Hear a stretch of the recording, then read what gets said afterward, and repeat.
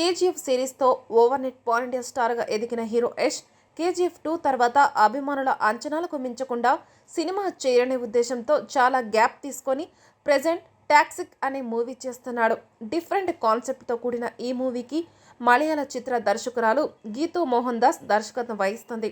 ప్రస్తుతం ఈ చిత్ర షూటింగ్ శరవేగంగా జరుగుతుండగా రణబీర్ కపూర్, సాయి పల్లవి సీతారాములుగా తెరకెక్కుతున్న రామాయణంలో కూడా యష్ రావణాసురుడుగా చేస్తున్నాడు. లేటెస్ట్గా యష్ ఒక ఇంటర్వ్యూలో మాట్లాడుతూ డినింగ్ సంస్థలో టాక్సీకి సంబంధించిన విఎఫ్ఎక్స్ పనులు జరుగుతున్న సమయంలో లాస్ ఏంజల్స్లో వెళ్ళాను.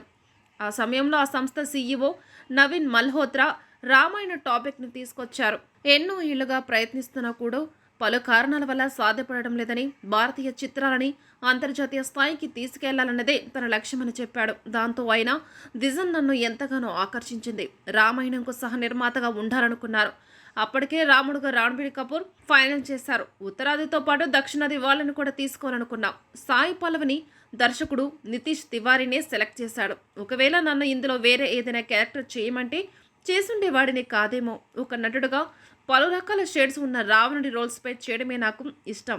ప్రేక్షకులకి ప్రామిస్ చేసినట్టు కేజీఎఫ్ పార్ట్ 3 కూడా ఖచ్చితంగా ఉంటుంది. సలార్కి పార్ట్ 3కి సంబంధమే ఉండదని చెప్పుకొచ్చాడు.